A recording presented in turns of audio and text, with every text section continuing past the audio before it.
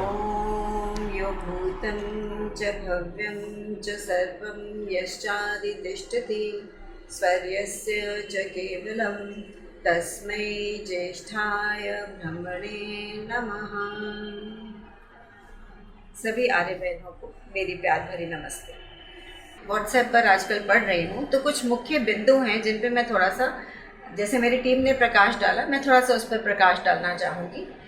क्योंकि व्हाट्सएप पे जब मैं पढ़ती हूँ तो मैं देखती हूँ कि लोगों को कितना भ्रमित किया जा रहा है, कितना दुष्प्रचार फैलाया जा रहा है। उन्हीं बिंदुओं को लेकर के मैं आज आप सबके इस जो आपके मन में जितनी भी कन्फ्यूजन हो रही है, मैं उसको दूर करने का प्रयत्न करूँगी।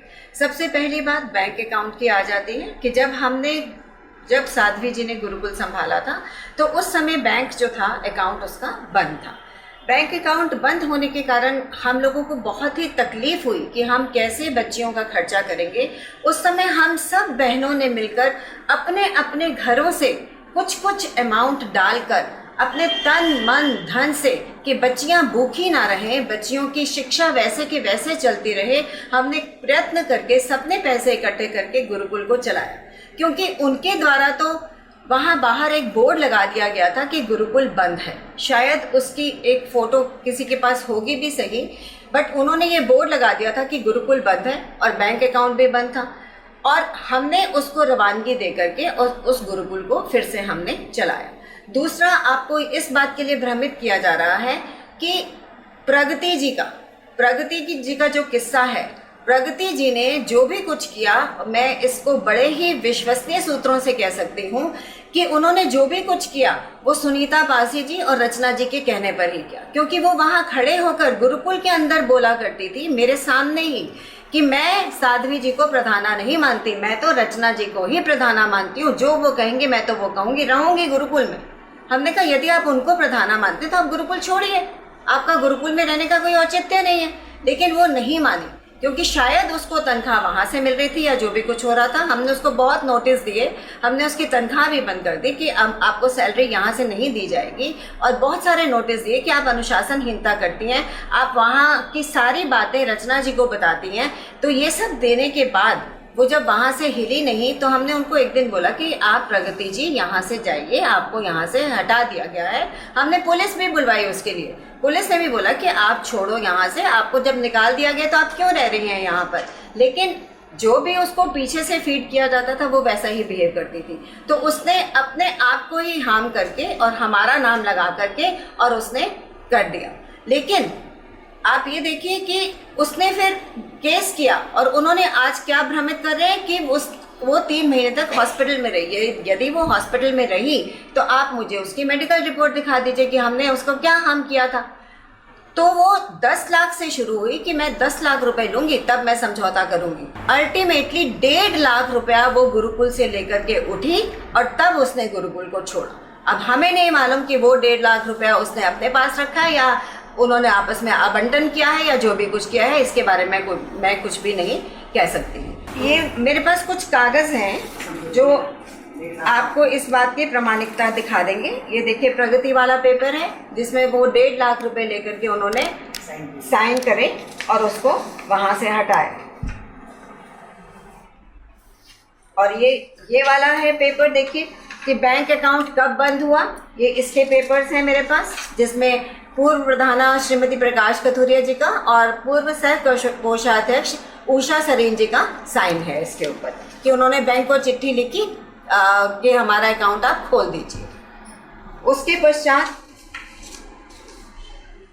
हाँ, ये देखिए ये बैंक को चिट्ठी लिखी गई उनके द्वारा कि प्रतिभा मल्होत्रा जी के साइन जो हैं वो कंपलसरी होंगे, तभी कोई चेक पास होगा। जब चेक फ्लॉप हुआ, चेक फेल हुआ, तब उन्होंने बाउंस हुआ चेक, तब हमें पता चला कि बैंक जो है वो बंद है। तब पूर्व प्रधाना जी ने बैंक जा करके और जब उनसे पेपर्स मांगे तो उन्होंने ये पेपर दिया कि देखिए वो आए थे वकील के साथ और उन्होंने ऐसी बात कही और ये वो हमें लेटर देंगे, इसलिए हमें तो अब बैंक जो है वो फ्रीज करना ही पड़ेगा आपका अकाउंट।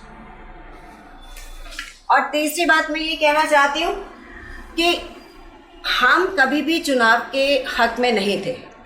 हमने हमेशा, जब भी ये बात हुई तो हमने हमेशा उनसे मीटिंग की, उनको कहा कि क्यों ना मिलकर काम करें, क्योंकि आपने भी ऋषि के काम करने हैं और हमने भी ऋषि के काम करने। हम कैसे ऋषि के एहसानों से उऋण होंगे। लेकिन उन्होंने हमारी एक बात नहीं मानी। फिर भी बहुत कहने पर वो समझौते पर उतरे हमारे साथ में। उन्होंने हमारे साथ समझौता किया। उसके भी पेपर्स मैं आपके दिखाती हूँ। ये देखिए, सबके सिग्नेचर है इसके ऊपर। ये फोटो है जो उस समय खींची गई थी, जो वहाँ पर उपस्थित था, और ये सबके साइन है। ये देखिए, ये चित्र जो वहाँ पर उपस्थित थे, और ये देखिए समझौते की कॉपी। ये समझौता रचना जी द्वारा ही लिखा गया था। आप इसमें साइन देख सकते हैं। और रचना जी को ही प्रधान पद पर सुशोभित किया गया था। महामंत्री के रूप में मुझे दिया गया था, और उप प्रधान के रूप में हमारी ही एक टीम की नीरज जी को उप प्रधान का पद दिया गया था। और बाकी 4 पद जो थे वो उनको बोला गया था कि चलिए आप ही ले लीजिए। एटलीस्ट जो हमने वकीलों को पैसे देना है, उस समय वकीलों को सिर्फ 1 लाख रुपया ही दिया गया था अभी तक। हमने कहा हमने जो वकीलों को देने हैं, उस क्यों आप दानियों के पैसों का इतना दुरुपयोग करते हो। तो मिलकर काम करने से वो पैसा भी हमारा बच जाएगा और हम सब मिलकर आगे बढ़ जाएंगे। सिर्फ रचना जी को यही था कि प्रधान पद चाहिए, तो हमने प्रधान पद उनको दे दिया था। लेकिन फिर भी 2 दिन बाद वो इस समझौते से भी हट गई पीछे और कहने लगी इसे एक सपना समझ के इसे खत्म कर दीजिए। तब हमें लगा कि ये क्या आर्य है कि जो आर्य कोर्ट में जाकर के गीता पर हाथ नहीं रखता था और वो जज कहता था कि ये आर्य ये सिर्फ सत्य बोलेगा, ये अपने लिखे और साइन किए हुए से मुकर रहे हैं, तो ये आर्य तो नहीं कह सकती मैं इन लोगों को। चलिए कोई बात नहीं है, जो भी कुछ है। जब इन्होंने ऐसे बिहेव किया तो हमें लगा कि नहीं, अब हमें खड़े होना चाहिए, हमें चुनाव में उतरना चाहिए। तब हम चुनाव में उतरे और हमने अपनी सभी बहनों को इकट्ठा किया, सभी को अवगत कराया सभी बातों से, और हम इस चुनाव के लिए अपनी एक टीम बना करके उनके समक्ष खड़े हुए हैं। और मैं आप सभी बहनों से बहुत ही विनम्र भाव से कहना चाहती हूँ कि आप सत्यता का पूर्ण ज्ञान लें, उसके बाद अपने वोट का इस्तेमाल करें। मैं ये नहीं कहती, आप प्लीज़ बात की सत्यता को जाने, क्योंकि हम आर्य हैं। हम पहले ही कहते हैं जाने फिर माने और फिर उसका उपयोग करें। तो आप पहले जानिए, उसको फिर मानिए और फिर अपने अधिकार को उपयोग कीजिए। और एक कहते हैं ना कि एक बदलाव, एक परिवर्तन की युवा को लेकर के आना है। वैसे तो माइक से बहुत बार बोला जाता है कि युवा नहीं आता, युवा नहीं आता। हमारे घर के बच्चे भी जाते हैं तो कहते हैं वहाँ कौन दिखता है, सिर्फ सफ़ेद सर वाले लोग नज़र आते हैं और तो कोई नज़र आता ही नहीं है समाज में। ये समाज चलेगा कैसे आगे जब तक कड़ी से कड़ी नहीं जुड़ेगी। एक जनरेशन इन्होंने बीच में गायब ही कर दी। एक जनरेशन ही बस वो अपना पद पे बैठे रहना चाहती है। बीच की जनरेशन गायब तो अगली जनरेशन अगली कड़ी कैसे जुड़ेगी? अगली कड़ी नहीं जुड़ सकती है बिना उसके। अभी वर्तमान में कीर्तिनगर आर्य समाज की मंत्राणी के रूप में कार्यरत हूँ।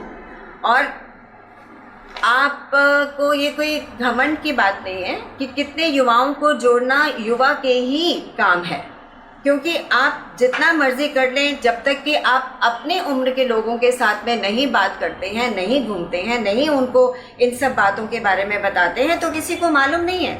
मेरी बहुत लोगों से, बहुत युवाओं से बात हुई तो उनको जब आर्य समाज का नाम मैं लेती हूँ, कहते क्या आर्य समाज क्या होता है? मतलब उन तक प्रचार प्रसार गया ही नहीं आज तक आर्य समाज का। और यही हमारा संकल्प है कि हम इस प्रचार प्रसार को, ऋषि के सिद्धांतों को, क्योंकि एक आर्य समाज ही ऐसा है जो युवाओं को अपनी तरफ खींच सकता है। लॉजिकल रीजनिंग आर्य समाज दे सकता है, वैज्ञानिकता के आधार पर आर्य समाज बात कर सकता है, जो आज की बहुत ज़रूरत है। आज का बच्चा यही चाहता है कि क्यों, पहला ही उसका प्रश्न होता है कि क्यों, मैं क्यों ऐसे करूं, मैं क्यों ये करूं, रात को झाड़ू क्यों नहीं लगाना, हमें ये क्यों करना है, हमें वीरवार को सिर क्यों नहीं धोना। तो इन सब पाखंडों से, इन सब अंधविश्वासों से अगर कोई युवा पीढ़ी को राह दिखा सकता है तो वो सिर्फ आर्य समाज है, वो सिर्फ ऋषि दयानंद के सिद्धांत हैं, जिनका प्रचार प्रसार किसी ने किया नहीं, क्योंकि वो सिर्फ पद लोलुपता में रह गए और पद के ऊपर बैठे रह गए कि हमें बस स्टेज पर बैठने को मिल जाए, हमें हार डल जाए, हमें ये सब बातें हो जाए। लेकिन उन्होंने कभी भी ऋषि के सिद्धांतों का प्रचार प्रसार करने का कोई भी कार्य नहीं किया है। तो मैं ये चाहती हूँ कि हमारे टीम के यही संकल्प हैं कि हम युवा को अपने साथ में जोड़ें और अपने साथ में हम ऐसे। और दूसरी बात कि दान के पैसे का दुरुपयोग जो आज तक होता रहा है, इसको रोकने के लिए बहुत ज़रूरी है कि हम आगे आए, युवा पीढ़ी आगे आए और इन सब चीज़ों को होने से रोक सके। और इसके अलावा हम, ऐसा नहीं है, देखो बड़ों का सम्मान हमारी पहली पहचान रहेगा ही रहेगा। ये बात मैं प्रधान पद की प्रत्याशी होते हुए कह रही हूँ कि बड़ों का सम्मान हमारी पहली पहचान रहेगा और अनुभवी माताओं के द्वारा हम उनके अनुभव को जानेंगे और फिर अपने कार्यों को सक्रियता में लाएंगे। आपने वो कहानी तो सुनी ही होगी कि एक लंगड़ा और एक अंधा होता है। जब वहाँ पर भूचाल आ जाता है या जब वहाँ पर बाढ़ आ जाती है तो वहाँ से निकलने के लिए तो अंधा कहता है कि मैं तो कुछ देख नहीं सकता, और लंगड़ा कहता है कि मैं तो गति से चल नहीं सकता। तो अंधा कहता है कि मुझे तुम अपनी पीठ पर बिठा लो और मैं तुम्हें रास्ता दिखाऊंगा।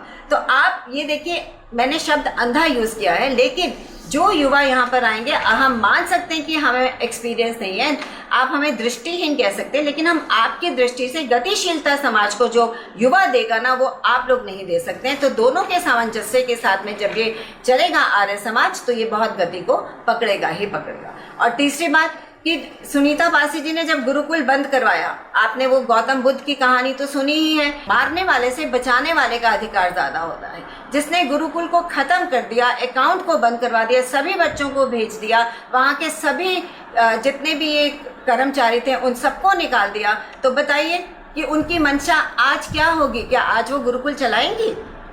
तो मैं ये चाहती हूँ कि ये हमारे सारे संकल्प हैं युवा को जोड़ने के, गुरुकुल को सही रूप से चलाने के।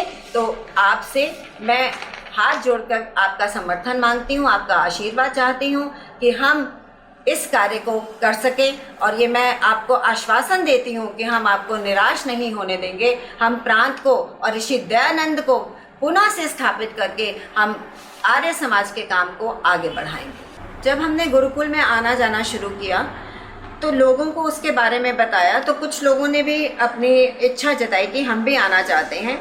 लेकिन जब वो स्कूटर से आते थे और स्कूटर वाले को बोलते थे कि हमें वहाँ गुरुकुल जाना है, तो स्कूटर वाले का एक ही वाक्य होता था कि वो गुरुकुल तो कोई नहीं है, वो तो अनाथालय है। इन्होंने तो उसको अनाथालय बना करके छोड़ दिया।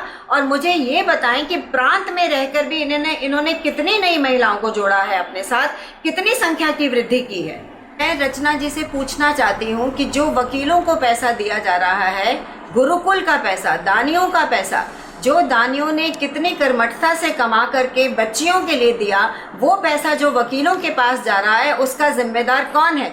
मुझे जब से हम गुरुकुल में आए, गुरुकुल का अकाउंट बंद था, उसके बावजूद भी हमने गुरुकुल के किसी भी कार्यक्रम को रद्द नहीं किया। किसी भी फंक्शन करने को, कोई, चाहे वो ऋषि दयानंद की जयंती हो, चाहे वो आर्य समाज स्थापना दिवस हो, चाहे वो कृष्ण जन्माष्टमी हो, बच्चों के जन्मदिन हो, ओल्ड स्टूडेंट्स एसोसिएशन बनाई गई हमारे कार्यकाल में और सभी ओल्ड स्टूडेंट्स को बुला करके वहाँ पर सब बच्चों को सम्मानित किया गया और सब बच्चों को गुरुकुल के साथ दोबारा से जोड़ा गया।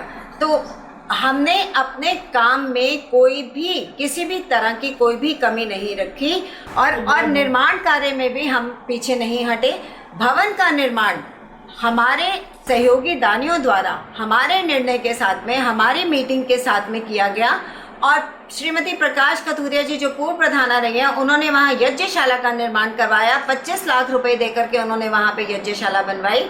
और इस वक्त वहाँ पर आप अपनी आंखों से आकर देख सकते हैं कि कितना सुंदर स्कूल की बिल्डिंग बनी हुई है, कितना सुंदर हॉस्टल ब्लॉक बना हुआ है और रसोई में कितना सुंदर काम हो रहा है। और इसके अलावा जो भी कोई छोटे मोटे फंक्शन होते हैं, जो भी कार्यक्रम होते हैं, बच्चों के जन्मदिन मनाए जाते हैं हर महीने, वो ऊपर के हॉल के अंदर पूरी सजावट बच्चों के द्वारा की जाती है। और अपने ही कार्यकाल में हमने बच्चों को स्किल डेवलपमेंट के लिए हमने वहाँ पे पॉटर्स व्हील, ब्लॉक प्रिंटिंग और इन सदिया पेंटिंग, इन सब का भी एक एक क्लास बच्चों के साथ में करी। और ताकि बच्चों का उत्साहवर्धन हो, दिवाली पर हम उनका रंगोली कंपटीशन करवाते रहे और उनको पुरस्कृत करते रहे। जब ये साध्वी जी आई थी, उस वक्त जब उन्होंने अपनी कमेटी बनाई तो उसमें सभी बहनों को लिया। मैंने उस वक्त साध्वी जी को कहा कि मुझे पद नहीं चाहिए, मैं तो आपके साथ वैसे ही काम करूंगी, आपने जिनको पद देने हैं आप उनको पद दीजिए।